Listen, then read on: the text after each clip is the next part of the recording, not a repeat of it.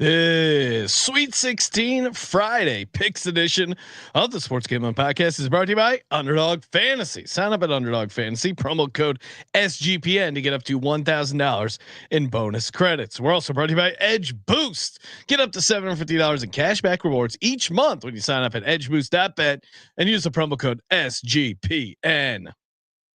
This is Randy Cross. You're listening to SGPN. Let it ride.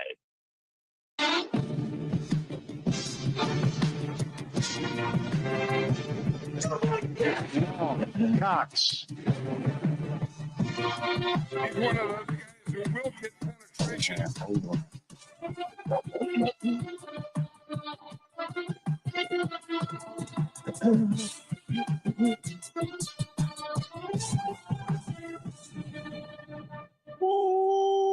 Welcome everyone to the Sports Gambling Podcast. I'm Sean, stacking the money green with my partner in picks, Ryan, Real Money Kramer. What's happening, Kramer? Dog. God is good. Or I think what the Lord is good. Let's ride. Oh yeah, let's ride. We got a lot to talk about. I almost knocked my beer over. Let's ride. Pointing to the camera. We'll bring on this gentleman, but we do have some NFL news to get to. Joining us on the line from the college experience, Colby Dant, aka Pick Dundee. What's happening, Colby? Cheers, fellas. We got what, 2 Patinos in the Big East. I just cashed on a CBI tournament game in Daytona Beach with 3 people there. So hey, this is what a beautiful world we live in, and I mean it's gonna be. And the Giants are signing every black quarterback. They must have listened to the show. They must have listened to the show. They killed the bit. They must be Mara must be listening to the show going, God damn it, they're on to us. What do I do? Trump is getting rid of the FDI thing, and John Mara's bringing it back. He goes, what do you mean? Merit-based hire. Best man for the job. Considering, I mean, they certainly are much better than Tommy DeVito. They upgraded the quarterback twice this offseason. They're still going to draft Shador too. I got news for you. They're still going to draft Shador. They're going to just load up. They're going to load up on black quarterbacks just to get off that. Get off that tip of them being racist for the past 150 years or whatever, right? I did see a Reddit report, Sean. Yes, that perhaps everyone's assumption that they've been following Shador all year. Perhaps it was Travis Hunter they had been going after the entire time, or they found him along the way. All I know is that I don't think this changes anything, other than I think Travis Hunter is much more of a realistic possibility. So yeah, 2 things. I love it. I saw both opinions online of one. This definitely means the Giants aren't drafting a quarterback at number 3, and then 2, the counter opinion of which you have saying they're still in the quarterback mix. 100%. Either way, this feels like bad news for Tommy DeVito, who had his no-show job. It was the perfect union gig. He'll get you show up, you clock in, you clock out. You never have to do any work. And you and your paisans, you all get a paycheck. I mean, Tommy DeVito just needed a W-2 for his taxes. We know how this guy's getting paid. It's not from playing quarterback. I mean, Colby, come on. It's the most obvious. This is like job I've ever seen. Like you get out of jail and they just put you there. You don't worry. All right, we'll have someone clap you in. Who said they got a PO, a parole officer on the take? Yeah, they got him in a halfway house near the Meadowlands. Oh, your commute's not that bad here, Tommy. Tommy DeVito, real loser today. Did I see that was a 1 year? What was that number? I saw it briefly and I go, good God, this is getting baseball. This is getting MLB. Like, what was that number for Russ for 1 year? Oh, not much at all. It's like 10 million guaranteed, $20 million if he reaches all his incentives. Dude, is he even gonna? He's not even gonna start for him, right? I would say it's between him and Jameis, open competition right now, and that I would say he's gonna back up. And if you're paying $10 million for a backup, I mean, the world is just silly. Right? Well, who's the starter, Colby? Jameis. Well, Jameis is only getting paid $4 million, so great deal on the starter there. I mean, you guys aren't going to try out Russell Wilson. That New York media is going to eat him fucking alive. Are you fucking kidding me? It will not end well. I think as a fan, I would much rather see the relative The Italian, no the Italian quarterback. No, as I'd rather- a long-time Giant fan, Green, if they could just start the Italian guy. No, Jameis would be my dream. No, Jameis super entertaining. But all right. Let's just close our eyes for a second. Sure. Jameis is the quarterback. He's got Tyrone Tracy, 1,000-yard running back behind him. Okay. And he's got Travis Hunter on one side, team. Malik Neighbors on the other. So you want them to draft Travis Hunter and start him at receiver? Because the projection is that he would start at cornerback, or at least both. What most people are saying, that they would start him at cornerback and that he would play receiver maybe like 5-10 snaps. Yeah. That's what we're talking about. One of those 5 or 10 snaps. I think Travis Hunter is a really good football player. Like I don't think you're going to make a mistake drafting Travis Hunter. If I had the first my official NFL draft rankings, I can say that Travis Hunter, number 1 player on the board. But the issue is the Giants need a quarterback, and the upside of getting your guy, and there's a chance Shedeur could be the guy. There's a chance Cam Ward could be the guy. That upside is way higher than what you would get out of Travis Hunter. But Travis Hunter, 100%. If Shedeur Sanders is a franchise quarterback, that is much more valuable than any receiver or cornerback. Sure. Yeah. I think the likelihood that Travis Hunter achieves his potential versus Shedeur Sanders is much higher. Well, yeah, I would say Travis Hunter has the highest floor of anyone in the draft. Like, I would be shocked if Travis Hunter is not a really good football player. We now know, through like unofficial reporting, that the Giants have had calls about trading into the second half of the first round. I do think there's a chance that the quarterback, they're still looking at a quarterback, Jackson Dart. He's been vouched for by Eli. He's white. But they can't do that. They know they haven't had a black coach, so they got to just get 3 black guys. The tank job for old Archie Manning. Well, they got 3 black guys now. You got Tommy DeVito, Jameis, and Russ. They're all Sicilian. Yeah, no. Well, I think Russ is the whitest guy in the quarterback room right now. Let's be honest. He does have he does have the personality of a dorky white guy. But the pregame now, who shout out to Daniel in the chat saying, imagine the pregame prayers of Jameis and Russ, because both guys have. I mean, Jameis is like one of the all-time. I've never seen a backup quarterback do the pep talk, but when he was on the Browns, even Deshaun Watson was the starter. They're like, no, Jameis, you got this. Our friends over at Greenlight nailed this. Let me pull it up. And he would just kill it. He would break it down. But Russ also, he's kind of got the preacher vibe, a lot of like God energy and a different vibe, but also could command a room, I'm sure. I will say this. I do think you can argue whether, Russ has clearly been toxic in locker rooms before. He seems annoying, but he's also clearly at times been a great leader. Like you can't argue that. Yeah. I think it's one of those early things. Seattle, like he clearly had that team, and maybe it was because there are other leaders there, but guess what? Jameis is there. That's why you bring in Jameis. People, they're an interesting collection of most interesting quarterback. And then Tommy DeVito's there to make sure there's no problems. You know what? You just keep but yeah, this was from our friends over at Greenlight. They nailed the bit. Because I do think, like, if I'm voting for who I want the team to listen to before the game, I want to hear Jameis every time. Come on, this is excellent. This isn't. Well, entertainment wise, it's they didn't pay Aaron Rodgers. The Aaron Rodgers isn't on the team. You dodged the Aaron Rodgers bullet, which is huge for you. Congrats. They somehow got 2 guys that are way more competent than the situation last year for very little money. Yeah, and they may still draft a rookie or wait for Eli's nephew in a year when he'll demand to only play for the Giants. Although you see Sanders is starting to do that. Dion keeps saying in the media, Giants. Well, he better be going to New York. He only and Dion made it clear, like there's some teams, some organizations playing for the Browns. He didn't want his son to play for, which for me makes it seem like Cleveland is not one of those. But Cleveland actually has a pretty decent roster. Kevin Stefanski, 2-time Coach of the Year head coach.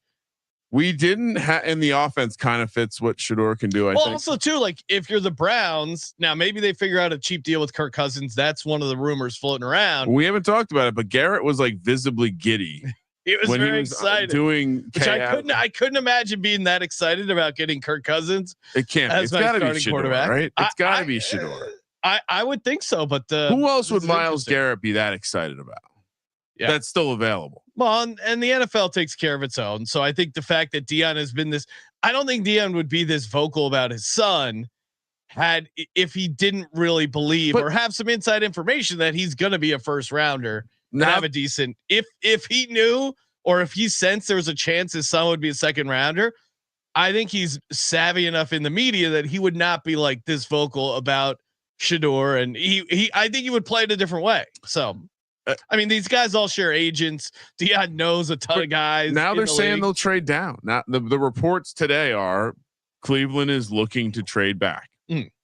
Interesting. What? Well, maybe they do sign. Maybe they figure out a way. What if no one wants the quarterback? What if no one values the quarterbacks and everyone's trying? I mean, we did hear the rumor, the people talking about the Saints rumor, which we were trying to make sense of. Yeah. Now the other rumor is, of course, the Saints trading up to number 1 to get Cam Ward, which the Saints don't have many assets. They would have to give up a shit ton of picks. Colby, where are you at with Cam Ward? What do you think his chances are in the NFL? It seems like he's going to definitely go number 1 at this point. Yeah, no, I think he could be good in the NFL. Now it depends which franchise gets him before. I mean, I was on these very airwaves saying Baker Mayfield's going to be a stud. And then the Browns was like, I take that back. Right.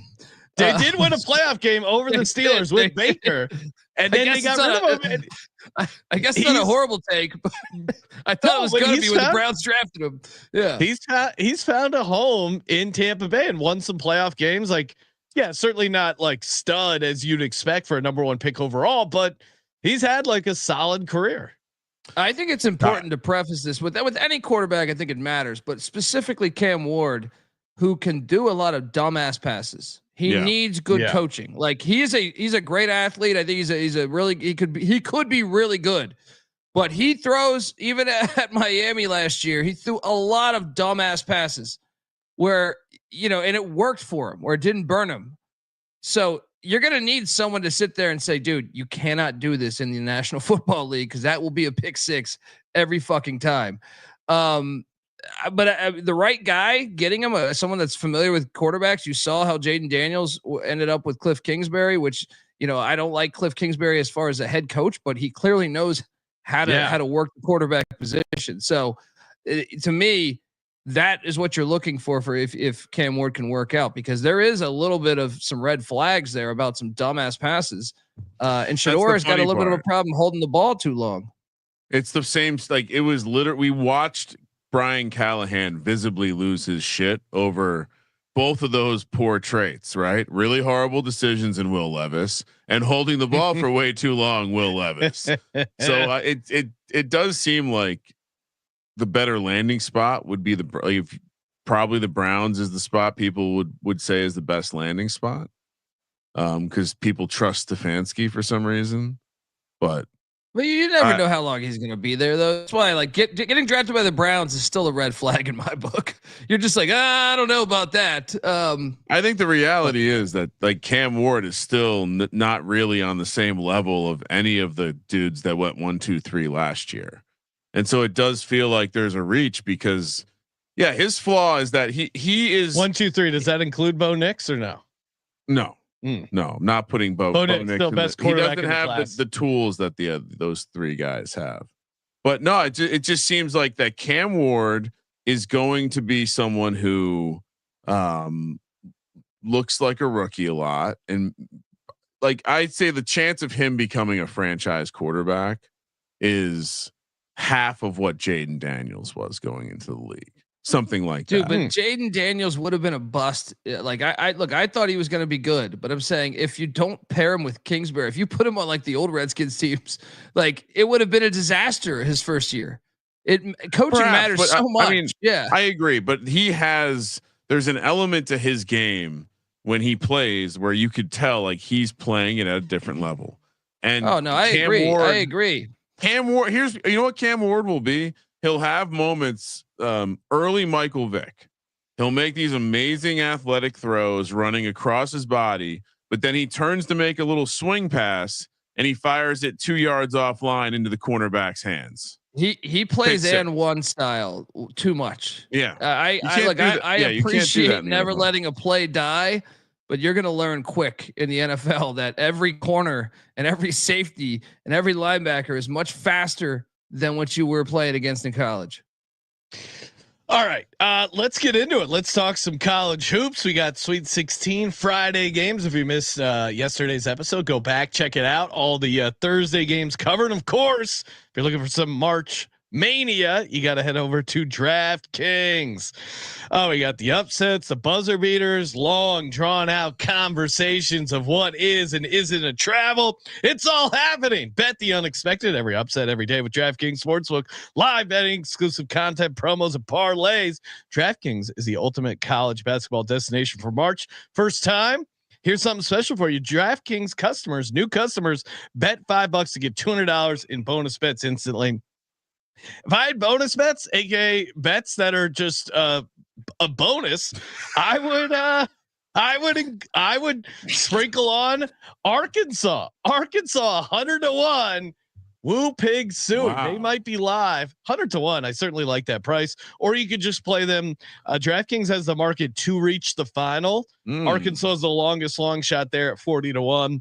I also, of course, right. I already got my BYU to win the region. A little CLV with Kramer on that ticket, sitting at 14-1. But of course, odds subject to change. Bet the unexpected with DraftKings Sportsbook. Download the DraftKings Sportsbook app and use code SGP. That's code SGP for new customers to get $200 in bonus bets when you bet just $5 only on DraftKings. The crown is yours. Gambling problem? Call 1-800-GAMBLER. In New York, call 877-8-HOPE-NY or text HOPE-NY. In Connecticut, help is available for problem gambling. Call 888-789-7777 or visit ccpg.org. Please play responsibly on behalf of Boot Hill Casino and Resort. 21 plus. Age and eligibility varies by jurisdiction. Void in Ontario. New customers only. Bonus bets expire 168 hours after issuance.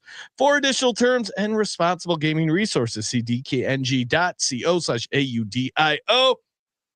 We're also brought to you by Edge Boost. Love me the Edge Boost card. I've been using it all March and I'm racking up rewards left and right. Oh, you're already betting. You're already depositing with your card on these apps.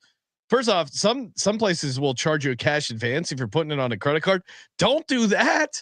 Save yourself some money. Don't have your card denied. Get the Edge Boost Visa debit cards, sportsbooks, DFS, sweepstakes, casinos, even racetracks for the true D-gens. You can get up to $750 cash back each month, FDIC insured. And the best part is it's free. Use our promo code so you get the instant tier 2 status.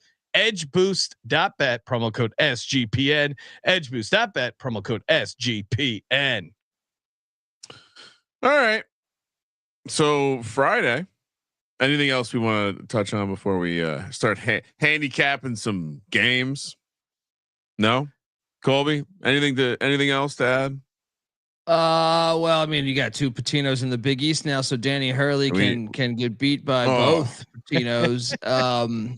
Hey Baylor, hope they don't fuck you like they fucked us. I mean, I had a lot of respect for Hurley kind of going into the season and wrote off a lot of his antics, but the way he took that loss, blaming the refs, it's like, come on, man. I get it. You're hot, you're bothered. It's in the moment, but I think also like, yeah, he did coach his ass off though. No, he did it. And that's the thing. Like he did a great job coaching. Still a bitch. He covered his 14th straight game in the tournament, which is insane. But then like, that's just such a bitch attitude. Yeah, like huge bitch. I mean, it's a loser mentality to lose the game and blame the refs. Yeah, it sucks. Yeah, you can be pissed. Yell at the refs in the moment about the calls. Try and get in their head. But when the game's over, take it like a man and be like, "Hey, we got to be better. We got to like that." To me, is a good coach. Not yelling at the teams like, "Oh, the refs are bitches." Like, come on, dude. That's our job. I would have loved to seen UConn take down Florida. But Oh, it'd be great. I mean, in hindsight, I thought UConn played the better game, but I didn't think the refs fucked them out of anything. It wasn't like the travel in the Maryland game, but we already covered that. But yeah, we don't. Oh man! All right, we're playing games in Atlanta, Georgia, and in Indy. Confirm, Colby. They're playing games in a basketball arena in Atlanta and a football stadium in Indy. Correct? Yeah, and there's nothing worse than football games. Beautiful Lucas Oil.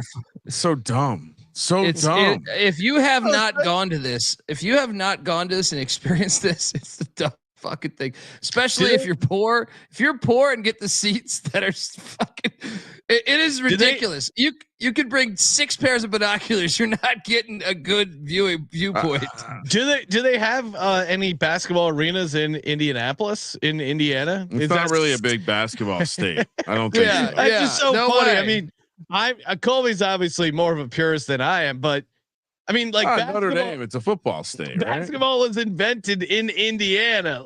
Like the fun part about basketball is being right on top of the action.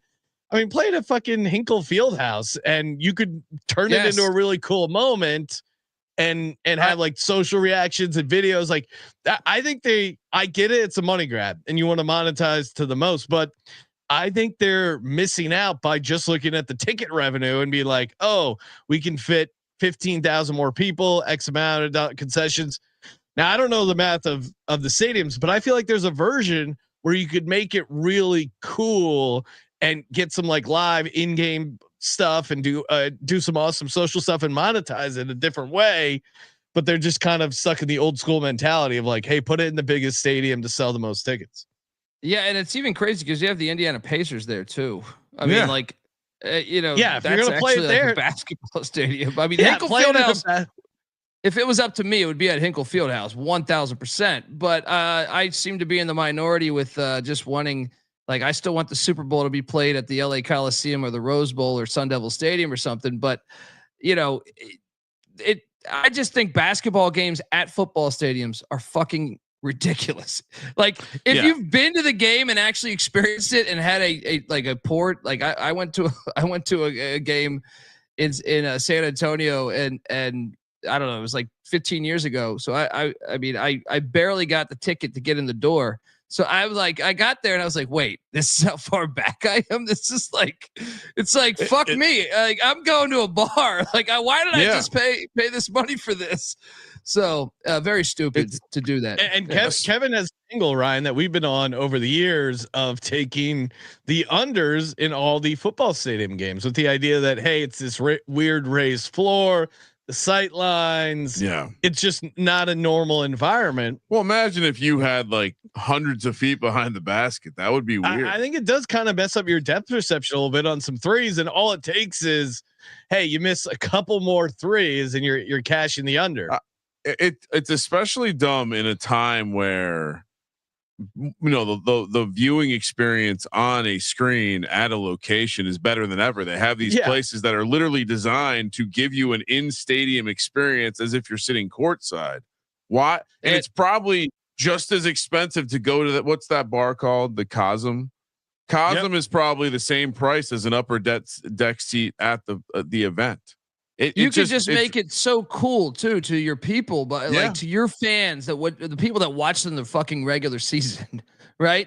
You could honor them by saying we're going to play at a great venue. And here's another thing that's great. Moneyline Mac told me when he was on the Final Four team at South Carolina, he's like, dude, it's terrible. Not only because of where you're seating, he's never sat way up there like me, but he's been a part of the team. He's like, if you go to the bathroom, it's like 15 minutes.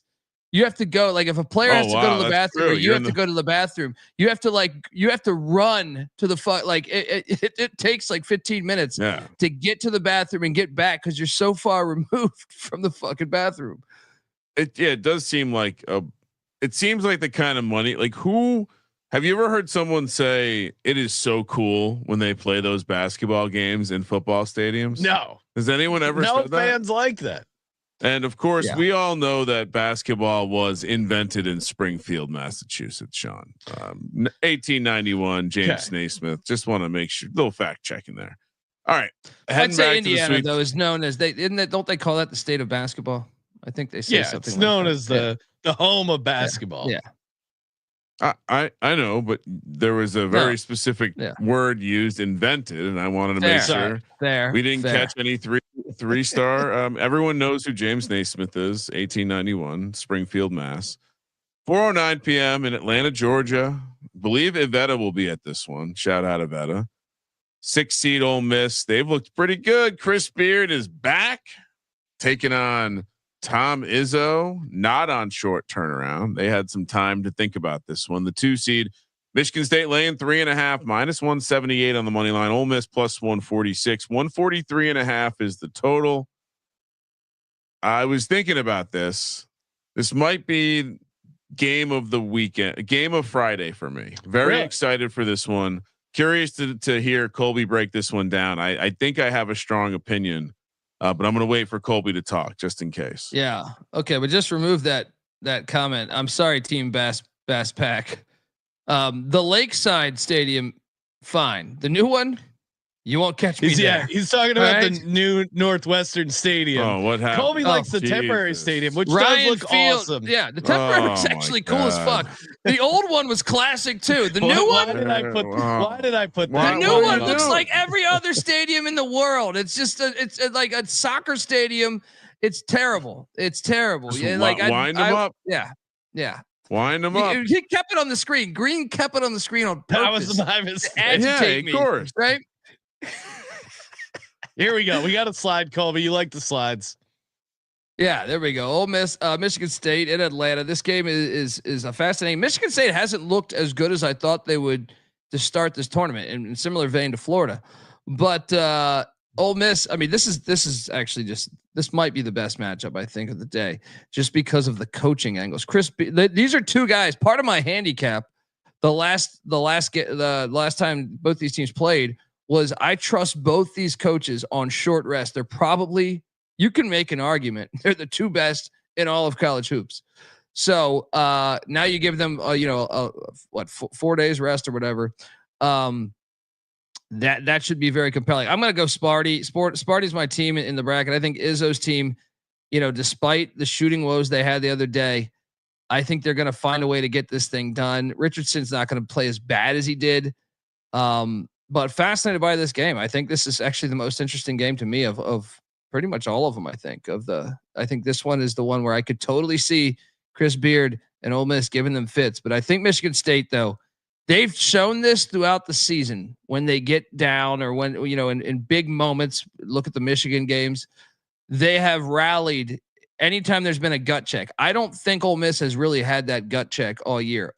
Michigan State has proved in big moments that they have the nucleus to win these games. So I'm going to lay the 3.5 with Michigan State. They're also going to destroy them on the boards. Yeah, I lock this up. Love this. Ole Miss, great season, great coach. Would I be shocked if they win? Sure, not at all. But man, the matchup just does seem favorable to Michigan State. I like that angle of they got a little bit of a wake up call, courtesy of New Mexico. Now he's got 4 days to prepare, and Kramer hit the nail on the head for me. The rebounding, just look at the offensive rebounding. Michigan State offensive rebounding percentage 19th in the country. Ole Miss offensive rebounding percentage 314th. Are you kidding me?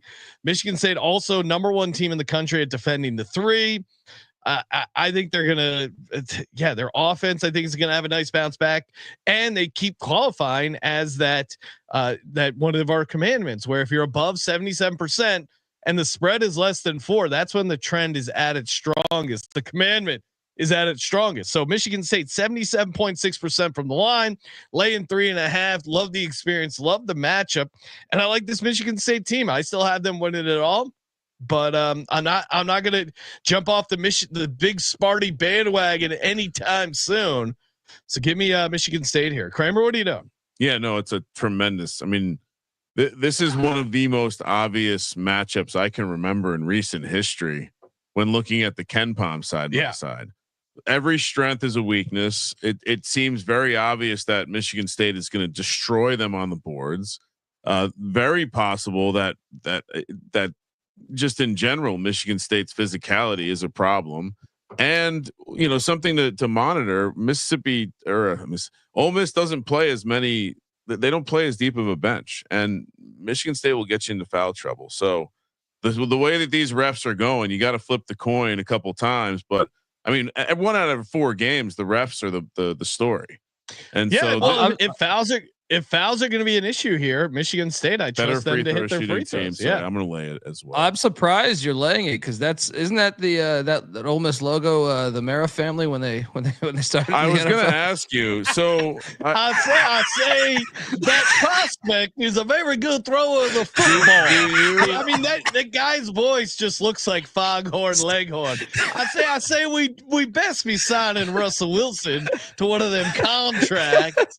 His name's Russell. Right? It ain't Russ. It ain't nothing. I got a question for two Colby. L's. Two L's. No way they knew Russell Wilson was black when they signed him. No way Mara would have signed off on that.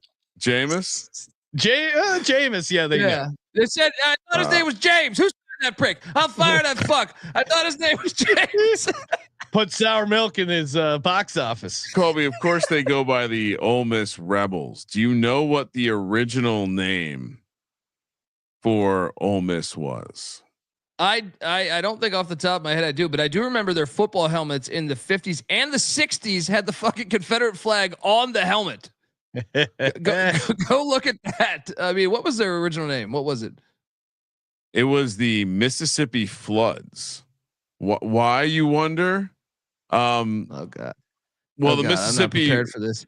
Yeah. The Mississippi River flooded really bad in 1927. Oh, cool mascot. So they named him the Mississippi Floods. Like, what the fuck? Oh, what a I thought it was going to be nickname. something completely racist. So, all right. No, there we go. No, okay. the current character is way more racist. I mean, assuming he doesn't look. You're judging a book by its cover. Right. You don't know. If you said, "Is this caricature super progressive?"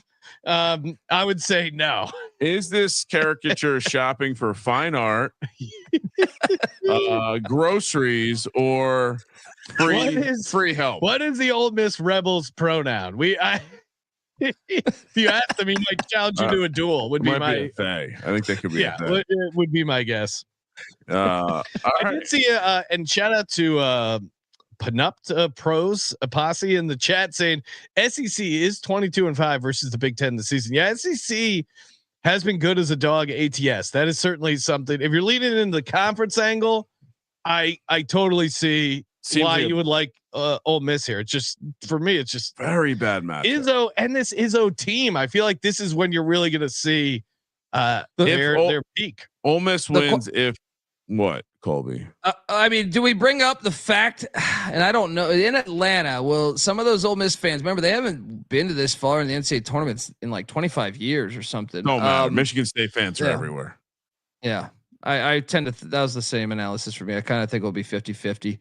So I'm going to lay that number with Sparty. I was actually, we talked about this in the context of Vegas, but if you had to like top 5 college basketball programs anywhere in the country, like Michigan State's massive. I would imagine, regardless of how much Ole Miss gives a shit about basketball, Michigan State will still have the crowd. And I guess you have a other game handicap. Who is? Oh my goodness, it's Michigan. So that's and Auburn. So you have a weird. I would imagine.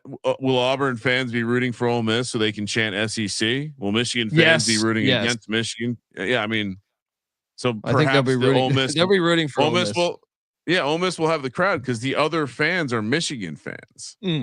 Are they rooting for the Big Ten or or against their rival? No, I don't think so. I hope they're rooting against their rival. Look, I give the Big Ten a lot of shit, but I think they root but also for too, do you think there's going to be a ton of Auburn fans there, and I think they might root for Michigan State? No, we were just discussing that. They're going to root for the SEC. Really? Two reasons why. They can beat Ole Miss's ass. They've proven it. And because it's SEC further along, where a Michigan State fan, I don't think would be rooting for Michigan. They don't care about Big Ten. SEC. That is the weirdest thing about the SEC as a conference. The way that they root for each other when they're out playing outside, very strange. All right, so we're all on Michigan State. Lock it up. Kentucky, the 3 seed. This is now 4:39 p.m. and we're playing in a football stadium in Indy. So shout out to everyone with their horrible tickets. Is there a good seat in the house when you're watching in a football stadium? I assume not. Kentucky 3 seed, Tennessee 2 seed. Rick Barnes and company laying 4.5, minus 185 on the money line. 155 is the money line for Kentucky coming back. 145.5 is the total. Yeah, I don't know what to think about this. Tennessee, I think unfortunately, this isn't the Colby. Which side are you on here? Well, Kentucky swept them in the regular season, but I know. I think that the fact that Tennessee's even favored, Vegas is telling you what to do here. But both fan bases not far away. But both fan bases not far away. But my thing is like, okay, Kentucky swept Tennessee, but Tennessee was going through the gauntlet of the SEC schedule. Like with all the marbles on the line, I think Tennessee's just a lot better than Kentucky. So I'm going to lay the 4.5 with the Vols. And this is just a further point on how fucked the University of Houston got by their bracket. So Houston's playing Purdue in Indianapolis, and Kentucky and Tennessee, the winner of Kentucky and Tennessee. So ridiculous for Houston to be the 1 seed and be dealt this hand. I'm fading Rick Barnes in a big spot. Give me Kentucky plus 4.5. It's easy to beat a team 3 times when you're the better team. I'm just not going to put money on Rick Barnes. Ryan, we were out in Vegas. I said, if you want to put money on Rick Barnes, you can. Rick Barnes overall 23-37 ATS in the NCAA tournament, including 6-18 ATS in the tourney since 2010. Even after his cover last week, Barnes is now 3-15 ATS in that span as a dog or favorite of under 10 points. So it's okay to take them if they're laying a massive number. Maybe you consider it, but yeah, they covered last week as a 4.5 point favorite, but I'm looking to fade them here. He hasn't been good covering numbers. I think there's a chance Tennessee wins the game, but Kentucky's not going to go down without a fight. I think these are fairly evenly matched teams, and you're getting 4.5 points with teams that know each other. This is going to be an awesome game. I think 4.5 is way too much. I mean, I get why Tennessee's favored. You look at the advanced metrics. Certainly they have some stuff on Kentucky, but also Kentucky, you can kind of play up the nobody believes in us angle here. And, they finished the season strong. You look at, conference play, they've been solid overall. And yeah, just the fact they beat Tennessee twice. I think they're going to be, I would be surprised if they get blown out in this game. So give me Kentucky in the points. Illinois was like comically cold shooting. Yeah.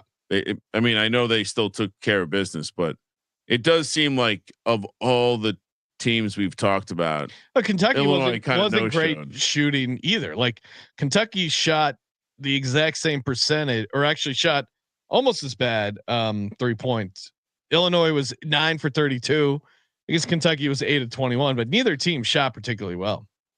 I knew I was going to be staring down the barrel of losing money on Rick Barnes. I just want no part of it, because after this game, if you tell me, hey, you lost betting money either on Rick Barnes as a favorite in the tournament, or you lost money betting Kentucky as a dog, I'd much rather go out on my shield with Kentucky as a dog than Tennessee as a 4.5 point favorite against a conference opponent that knows them, that has experience playing with them, that knows how to beat them. I think this is I like Kentucky a lot plus 4.5. Yeah, I'm gonna do it. Give me Tennessee. Tennessee. This isn't the round for them to lose. It's next round. Kentucky fan in the chat pointing out that it's the healthiest they've been since early January. I know, and I'm going against my own model of the you obviously own them because 2-0 in the regular season.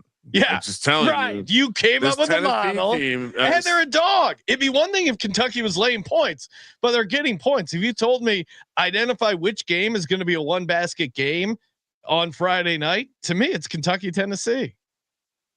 I think this is going to be a great game. I don't see 5 points is basically in basketball, the key number's 5. In college, it's probably close to that. So Is Tennessee a key number better than this Kentucky team on a neutral? No way.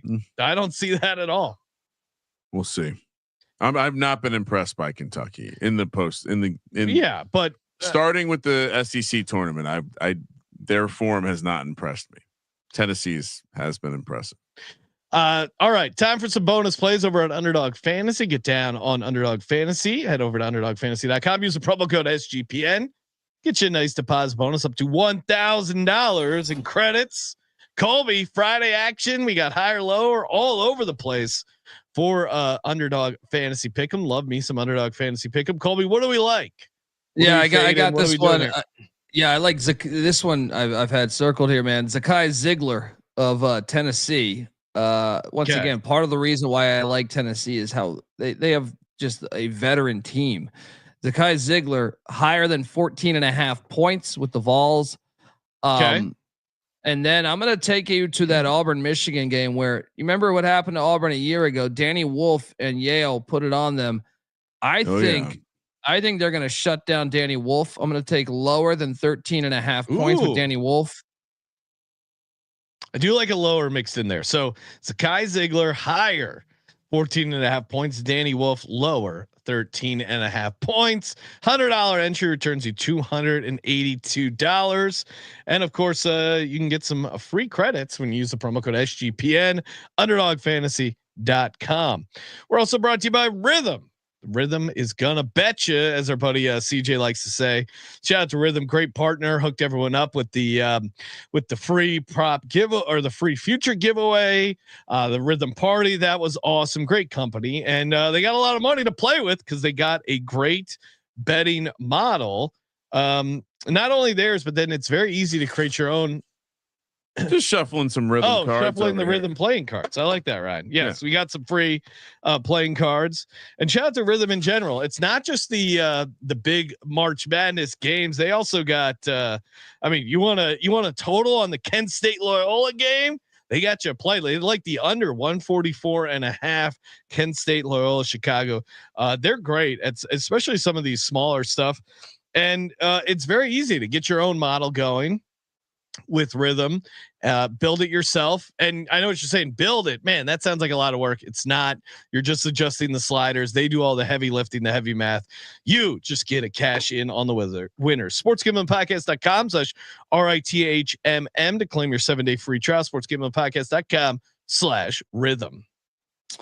Can I just address Peanut in the chat here?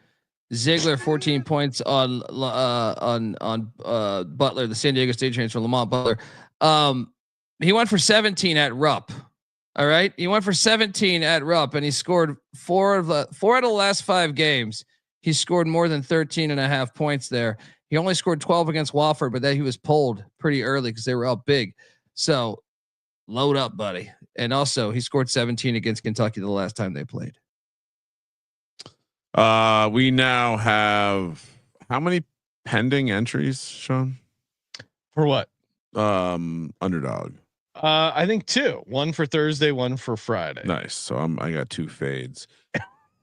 Beautiful. Kramer's been fading us. I'm on a heater. Not me. I'm on a heater. No, I'm on a heater with Colby. I'm right with Colby. I'm on. Well, I think more people are fading Colby at this point. I've hit 5 in a row, right? I feel like when's the last time? You hit your baseball one, buddy. You hit I hit my baseball one and then the last 2 fades. How was what do you mean? What was the last 2? All right. Well, let me pull up the receipts here. Go to results.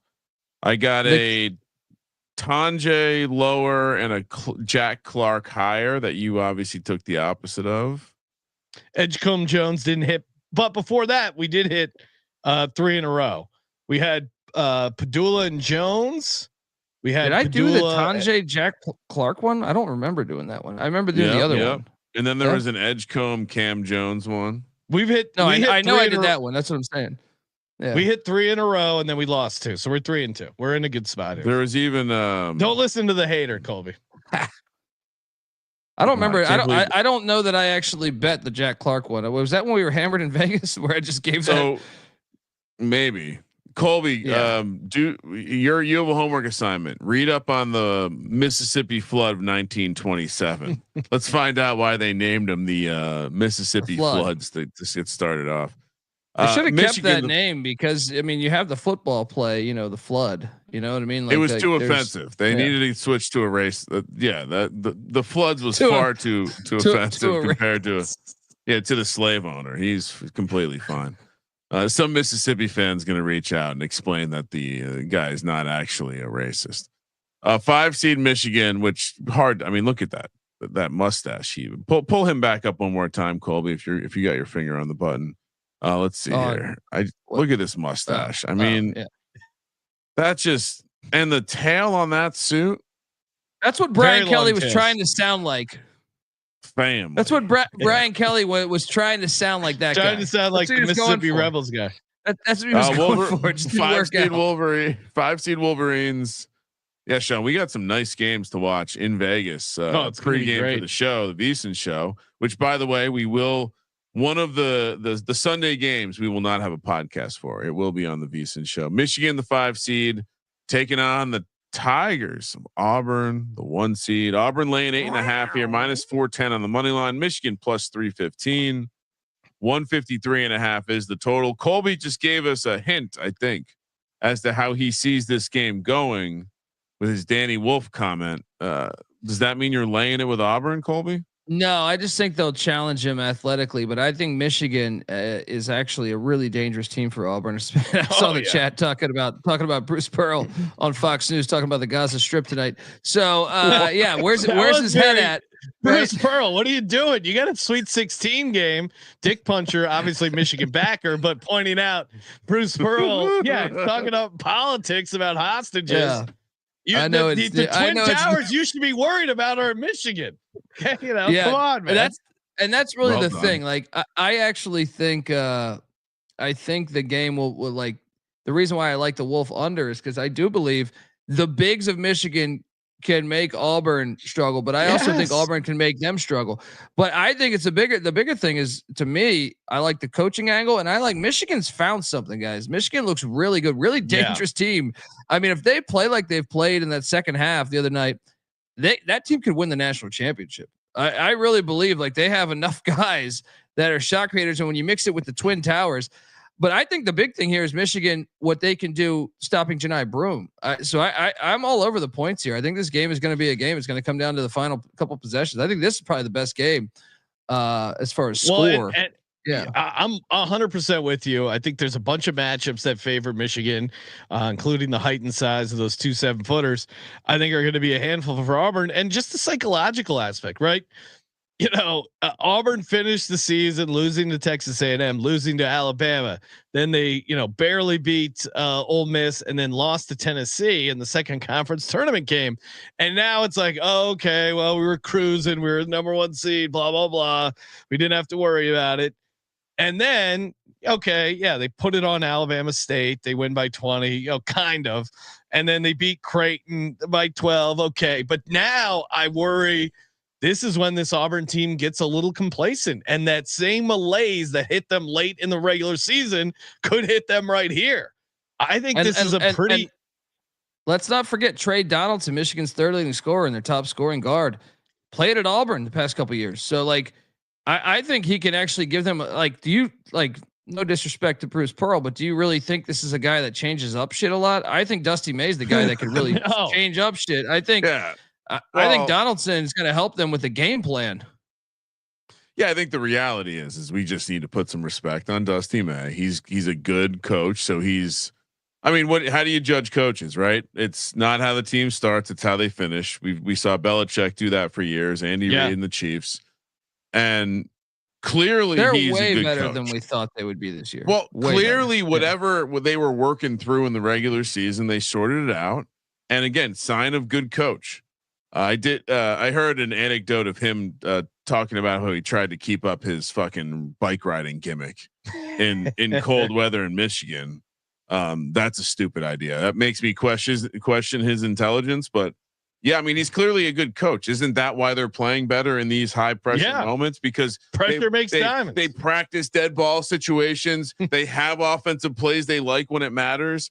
And I think to Colby's point, like they are one of the teams that there's not many teams that are large like Michigan. And so it poses something that Auburn has not really seen before. Well, I guess Florida, they're Florida, right? Like that's the comp in the SEC a little bit. And so, but yeah, I'm taking the points as well. Huge number. Florida, but with a better coach, Dusty May's. I mean, this again feels like a pretty close game.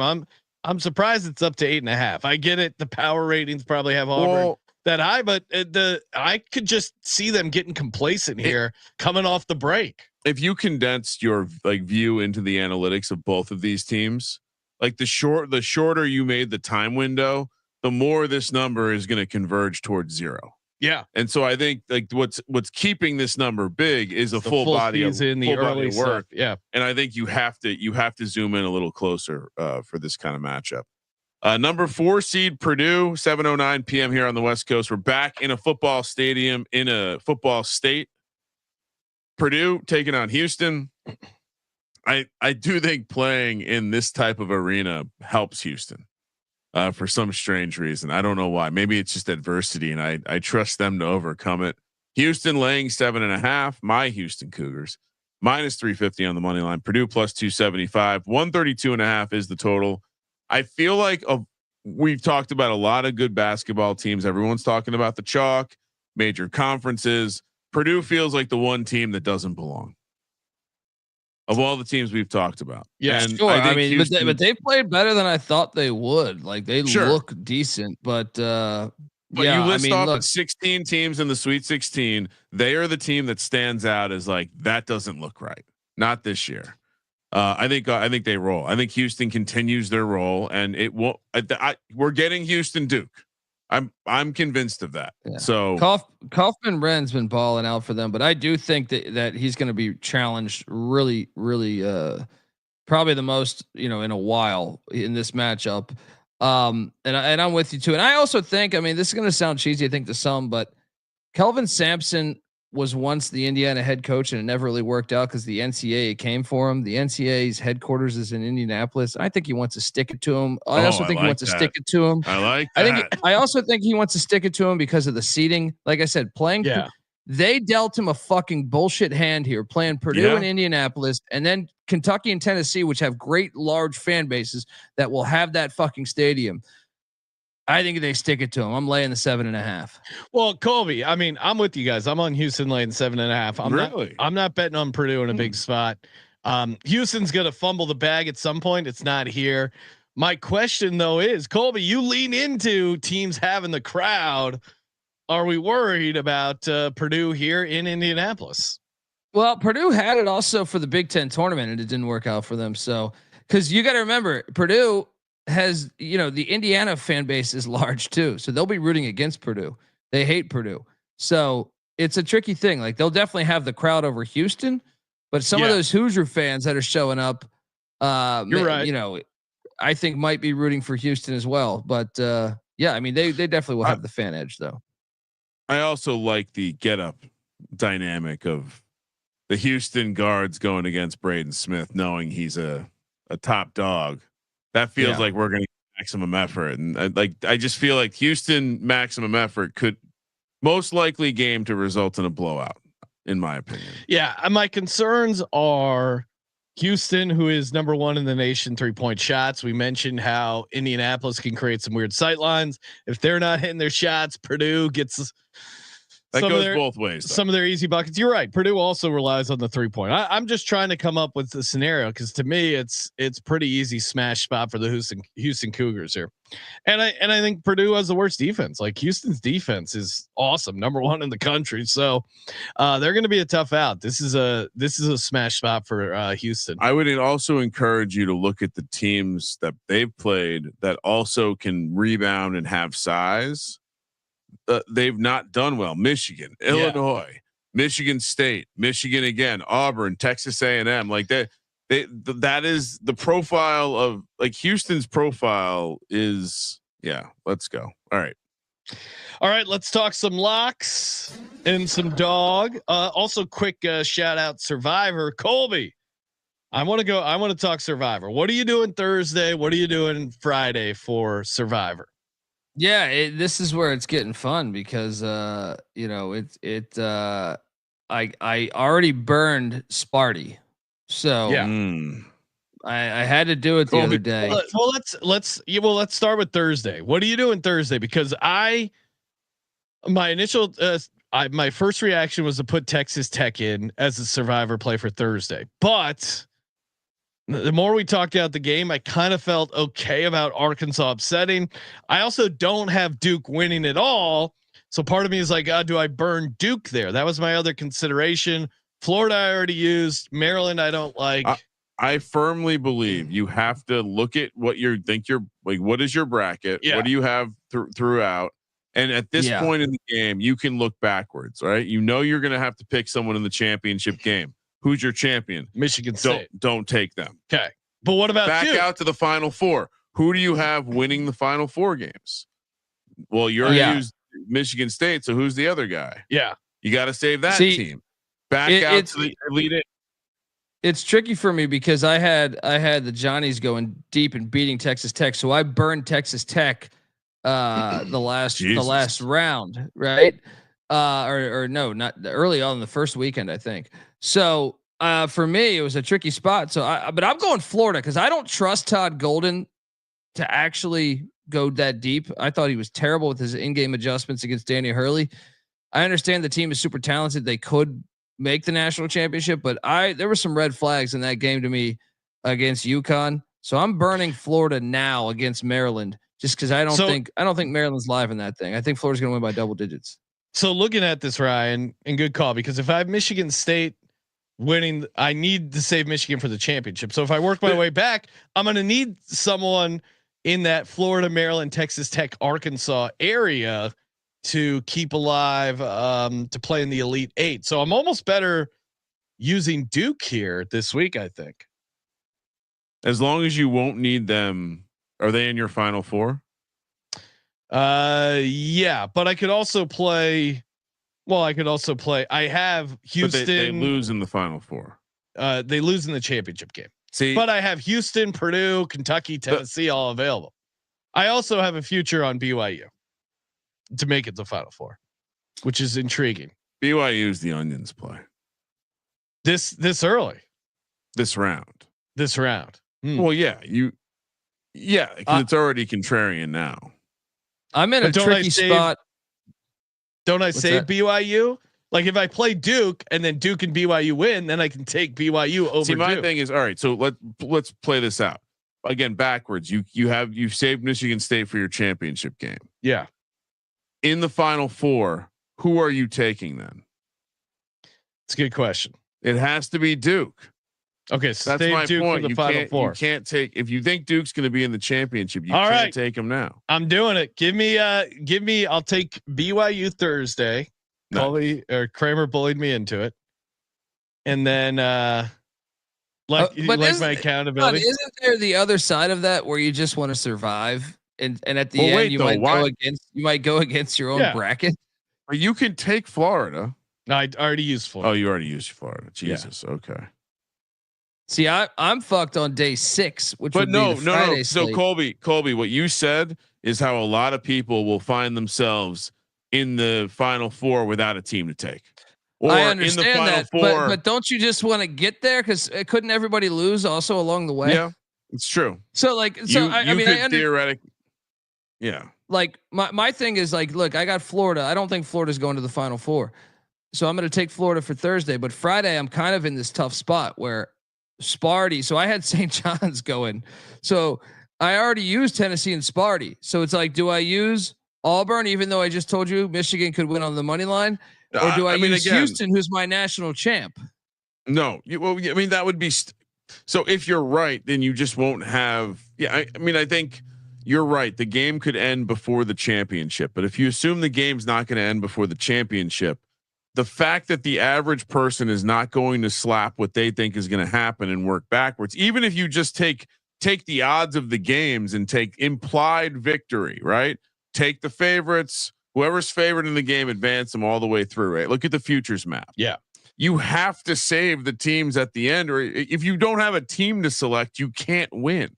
It doesn't matter if you've survived 5 rounds. If Ole Miss keeps winning, I'm never taking Ole Miss. But if they keep winning, you'll have a team at the end. You know what I mean? It's true. So what about But that means everyone would have that for Friday. For me, it's pretty easy. I'm on Houston, but you're thinking instead of Texas Tech, take BYU because I'll need. No, I think I think you should take Texas. Texas Tech is the smarter play. BYU is the fuck it, YOLO play. I can also see Arkansas still have Texas Tech just in case. I could see Arkansas winning that game. I'm going BYU. Let's go. We got the bucked up energy drink. Yeah, give me BYU on a Thursday. You got to do a little onions play. So then what's Friday?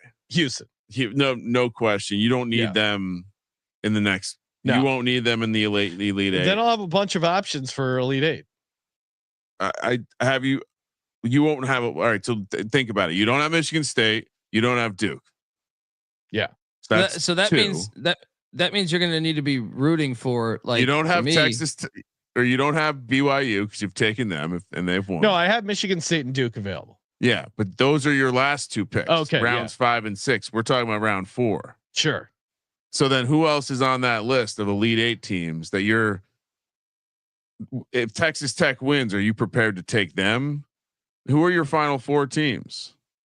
Because you basically are taking your other this is mind numbing. I had Michigan State, Duke. So those you've crossed UCLA. But you're also down to 280 people. Who's your final 4 right now? Who do you think comes out of those other regions? Michigan State. Yep. Then I think Florida comes out of that region, but I have you don't have. I already used them. Okay. Other region, I like Houston to win it. Okay. And then other regions, either I'm actually what I'm hearing is you will run out of picks in the Elite 8 round. Me? How so? You're gonna have to take Duke, or you're gonna have to take one of your champion, or how so? Because what do you mean? Your final 4. So you're burning Houston, who you think is going to be a final 4 team. So you wouldn't take the team going against Houston. But also he could have what if Kentucky beats Tennessee, or what if Ole Miss? So then all of a sudden you could have another team in this. Yes, of course. You got to start rooting against your picks, essentially. No. I'm just pointing out how it seems like you have a lot of teams, but you don't really have a lot of teams, because when you're picking the Elite 8 days, you're picking into a pool where 2 of those teams would be your, champion and runner up, who you in theory would need for the final 4. If it goes chalk, though, that's the thing. And that's why I see your point, Kramer. I think you might be there's some validity to it, but I also think part of me is like, man, well, I had Michigan State in my final 4. I burned them the other day because I was like, I don't care. I'll reassess when we get there, because St. John's already lost and I had them playing St. John's. So it's like some team that I don't expect is coming out of that other side. Right. So it's like, okay, well then I'll take whoever against Michigan State. If Smarty gets there. No. Yeah. You'll have the team, but it's like, you'll end up being forced in a position where you're picking the team on the other side of what you actually think is going to happen, because you already burned that team earlier. Like to your point, there'll be teams available, but I mean, we had a shit ton of people in this thing. I think we're already down to 280. There's a shot that you don't even get to the final 4. No, I think that there will be. I think it could end before the championship for sure. Now that I've thought about this too much. But I think more likely you're going to just have a shitload of people. I'm going BYU Houston. The other catch is you have to enter both Elite 8 days at the same time. But but there's only one square there. I don't think it's 2 separate plays. No. After these 2 days, 7 and 8 are 1 box with 2 picks. No, it's 1 pick, and then day 9, and then day 10 is the championship. Really? Right? After I put in these 2 picks, there's 3 picks left. Interesting. So my dilemma that was the whole thing I was reading about before the contest. That was confused. Maybe there was confusion as far as like there's one play for 2 days. Oh, all right. Yeah. So I'm going. So makes the game so much easier. So what do I do? Texas. I'm going BYU because I'm worried Arkansas upsets them. Sean, we have the same problem. Fucking BYU. Let's go. We have the same problem for Friday though. So I'm like, do I burn my Houston even though I got them winning the Natty? No. Because I haven't played Duke yet. Houston. But I haven't played Duke yet. So if I have Duke in the Final Four taking Houston, or I'm sorry, playing Houston. I took Houston, but that on my bracket. But who cares about my bracket right now if I'm trying to win all this money? Right? I'll still have Duke to take in that Final Four if Houston gets there, and Duke gets there. You see my point? Is like, dude. So do I burn it now because I can't play Sparty, I can't play Tennessee, so it's either Auburn in a game I think is. Auburn, Michigan in a game that I think Michigan could be live, or do I take Houston that I think I know they're going to win and I survive to the next round? You don't, and you already used Texas Tech in Florida. Yeah, Florida's my pick for Thursday. Oh, I'm sorry. Yeah. Okay. So yeah, I mean. It's interesting. The strategy is very interesting because you're like, do I take Houston knowing that I still have Duke out there? You know, would you play the BYU Alabama game? Based on your strategy, Florida, you should take based on your strategy, play Florida and Duke or Florida and Florida and Duke are on the same day. Sorry, Florida and Houston. That seems like a good chalky play. And then, you're just trying to get to that point, right? You're just trying to get to that point, and then because who knows if survive in advance? Yeah, I mean, any of these teams could lose, right? I mean, I don't think. Just remind me when you don't have a pick. Okay, that would be my that's the counter argument. I made it to the championship, but I didn't have a team. Time for locks and dog. How annoying would that be? You made it so far, and you're just like, well, but remind me when you're out of it though, because you took Auburn and Michigan beats them, right? Well, that obviously that's also possible. Being wrong. I just think running out of like being losing because you don't have a team to pick is funnier. Double lock. Is that what we did yesterday? We did 2 locks. Wow, very aggressive. Houston, obviously. The other one I had to think a little bit longer on, but I think the lock is Michigan State and the dog is Michigan. I think we just lock in and shout out in honor of an old colleague, Steve. He used to always fire on the Michigan advances parlay in March Madness. I think we have to fire on a Michigan. I mean, at 315, I also like Kentucky. So I'm with you. I'm locking up Michigan State. And then Michigan at 8.5 is crazy. I'll go. I also will be playing Michigan money line, but to mix it up, I'll take Kentucky money line and a Kentucky Michigan money line parlay. It will be a fun sprinkle, and I'm sure I'll have that on my card. Colby, what do you got? 2 locks and a dog. I'm gonna lock up Tennessee -4.5 against Kentucky. And I will also lock up Michigan plus the 8.5 against Auburn. And that's my dog too. It's my only dog I took. So Michigan money line. I mean, plus 315. I'm gonna get. Do we take the state of Michigan advance? Parlay Michigan State and Michigan money lines. That'll be pretty good. What do you think? What do you think you get that at? Oh, very. Wait, nice why would you parlay Michigan State money line? Just lay the 3.5, right? Yeah, Colby's talking some sense there, Kramer. Sometimes you don't want to do the commingling, just nature of a parlay, but whatever works for people, I'm fine with that. I'll price it out right now. Let me see. A reminder of course, get on some of the SGPN gear. Look at that sweet college experience camo hat Colby's rocking. We got so much stuff there. The sweats are great. The hats, it really is pretty awesome. So, CJ checking in. Shout out to the C Generates. Make sure you subscribe to the Bottom Line Bombs wherever you get your pods. Michigan State -3.5. Michigan money line plus 707. All right, I'm gonna put a ton of money on that. So the bet detective, the bet detective is saying for what day 7 and 8, round of 8, you'll be required to select 2 teams. Is that what you guys were referring to earlier? But there's only one box though. Maybe the picture goes smaller. I thought I read the rules too. I'm very glad that CJ stepped in to support. I'm even more confused now though.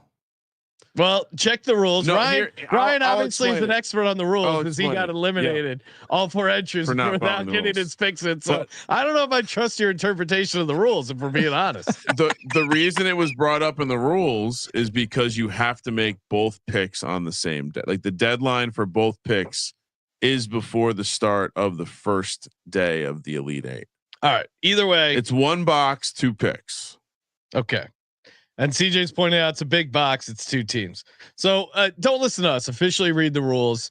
Figure it out. Listen. Hopefully you survive and advance. By the way, I'm looking at something here. We'll be talking about it on Sunday for those who are interested. But I'm seeing some live crown odds. Yes, we will be covering the new tournament that Circa's involved in, the college basketball crown. That's going to be a lot of fun. So Sean, sure I like being a part of history 3 against Colorado. Yeah, I like being a part of history. The crown. You know, year 1, I used to bartend with a guy who bartended Super Bowl 1. He was there when Noah. You know, he was there. He started that trend. All right, for Super Bowl 1, I'm glad that we could cover the crown because you know this thing is here to stay, man. It is. Should be fun teams and just bonus college basketball to sweat out. I mean, what more could you want? Yes, sir. And of course, as always, subscribe to the College Experience. Shout out to Avetta in the chat. Good times as always. We got so much going on. We got Man in the Box talking NFL draft tomorrow, as well as a bonus MLB preview segment. Crowbarred it in. We also got more college basketball with Colby. We of course got our VSiN show Friday night. So a ton of great stuff. And of course, make sure to that subscribe button and tell a friend. Appreciate it as always. And of course, thank you for participating in the Sports Gambling Podcast. For the Sports Gambling Podcast, I'm Sean, stacking the money green. He's Ryan. Don't tease the people. Also a UFL episode. Fuck Kramer. Let it ride.